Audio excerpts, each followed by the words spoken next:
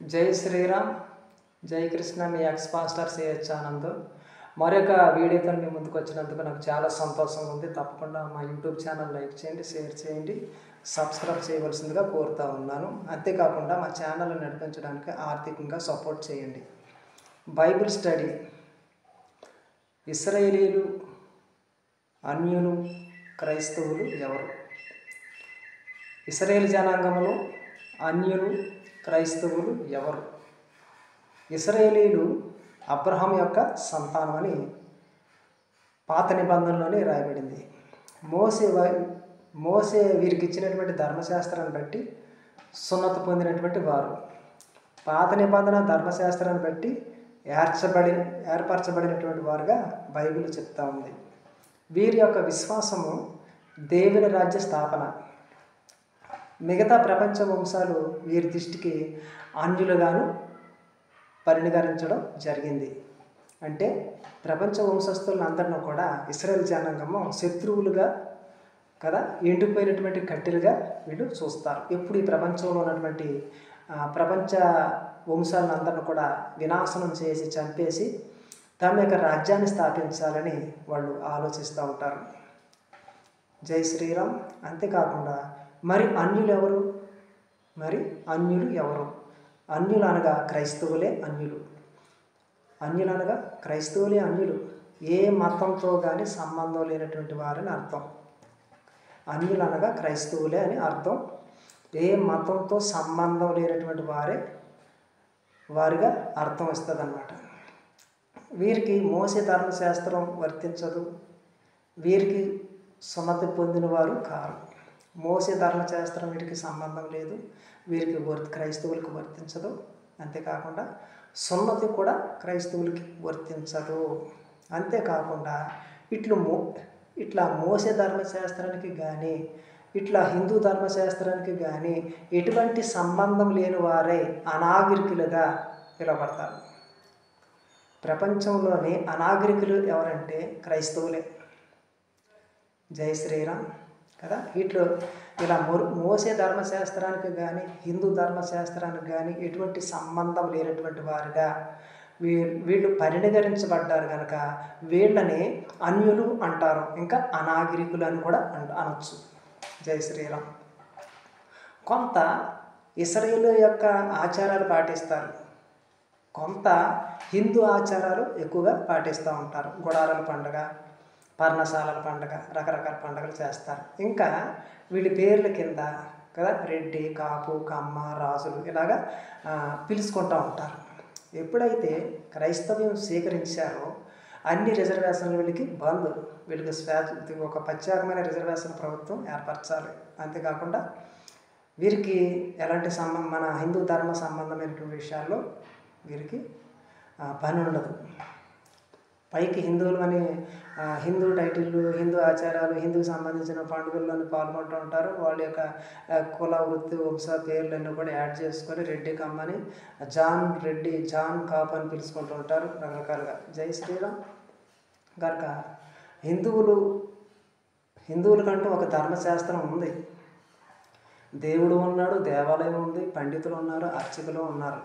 వీరికంటూ ఒక గుర్తింపు ఉంది. సంస్కృతి, నాగరికత, పండుగలు, ఆచారాలు హిందువులకి ఉన్నాయి. హిందూ ధర్మం ప్రధానంగా స్త్రీకి ఒక గుర్తింపు ఇచ్చింది. హిందూ ధర్మశాస్త్రంలోనే స్త్రీకి ఉన్నత స్థానాన్ని ఇచ్చింది. గౌరవించడం, కట్టు, బొట్టు, వస్త్రం, మర్యాద, గౌరవం ఇవన్నీ కూడా ఇస్తూ ఉంది. హిందువులు ఎవరి మీద ఆధారపడరు, ఎవరిని అడుక్కోరు, ఎవరిని దోచుకోరు. జై శ్రీరామ్. హిందూ ధర్మం పాటించినంత కాలం కదా హిందువులు వర్ధిల్లుతారు. పాటించినంతకాలం దేశానికి అలాంటి కీడు కానీ అపజయం కానీ కూడా ఉండదు. ఎప్పుడైతే కదా హిందువులు మత మార్పిడికి గురై కదా ఎప్పుడైతే హిందువులు మతానికి గురై పరాయి మతాలని ఆశ్రయించి పరాయి మతాన్ని పొందుతారో, తమ ధర్మాన్ని దూషిస్తారో కదా హిందువులు మత మార్పిడికి గురై ఎప్పుడైతే తమ ఉన్నటువంటి హిందూ ధర్మాన్ని దూషిస్తారో, పరాయి మతాన్ని ఆశ్రయించి అప్పుడు చరిత్రహీనులుగా పరిగణించబడి పరాజయం పొందుతూ వినాశనానికి గురైతూ అపజయాలకు గురైతూ అప్పుల పాలైతూ దివాళా తీస్తూ కదా పరాయి మతాల్లోని కృంగి కృషిస్తూ నశిస్తూ నాశనం అవుతారని కదా చెప్తా ఉంది మన ధర్మశాస్త్రం. అంతేకాకుండా సృష్టి వినాశనం కూడా ప్రారంభమవుతుంది. ఎప్పుడైతే హిందూ ధర్మాన్ని విడిచిపెట్టేసి పరాయి మతాన్ని ఆశ్రయించి కదా మన హిందూ ధర్మాన్ని దూషిస్తూ విగ్రహాలను దూషిస్తూ మన నాగరికతను సంస్కృతులను దూషిస్తూ ఉంటారో అప్పుడు ఈ సృష్టికి వినాశనం తప్పదు. దేవతలు సృష్టిని పాలించడం ఆపేస్తారు. సృష్టిలో మార్పులు వస్తాయి. ఎండాకాలం పోయి వర్షాలు వస్తాయి, వర్షాకాలం పోయి శీతాకాలం వస్తుంది, శీతాకాలం పోయి ఎండాకాలం వస్తుంది కదా. 4 నెలల ఎండ అయితే 8 నెలల ఎండ వస్తుంది.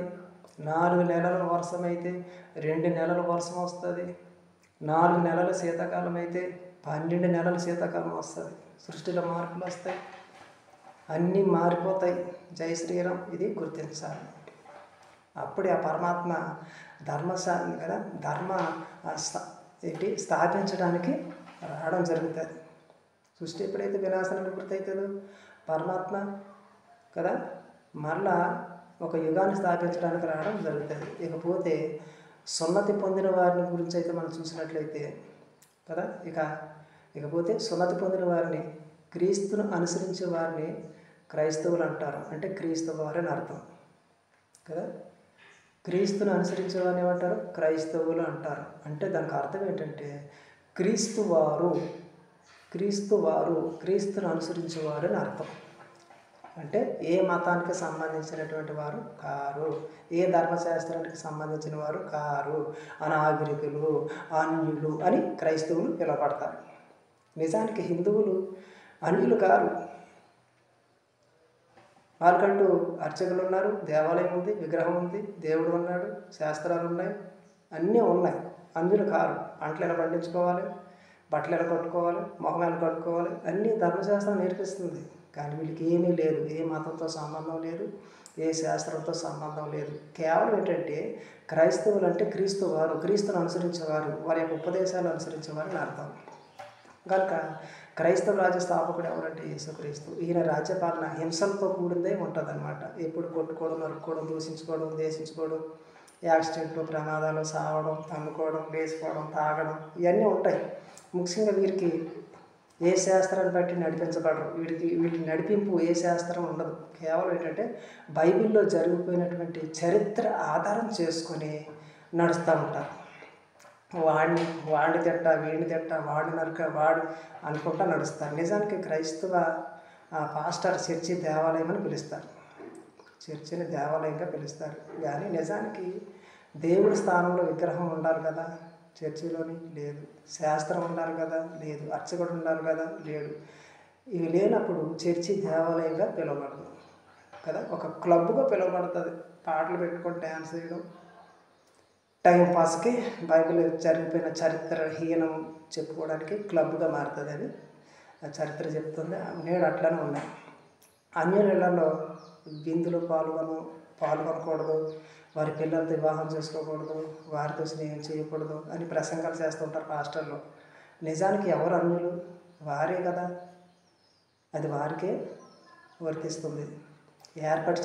ఏర్పరచబడినటువంటి వారా క్రైస్తవులు కాదు, సున్నతి పొందినటువంటి వారా క్రైస్తవులు కాదు, పరిశుద్ధుల కాదు. మరి ఎవరో క్రైస్తవులు? అనాగరికులు అని అర్థం.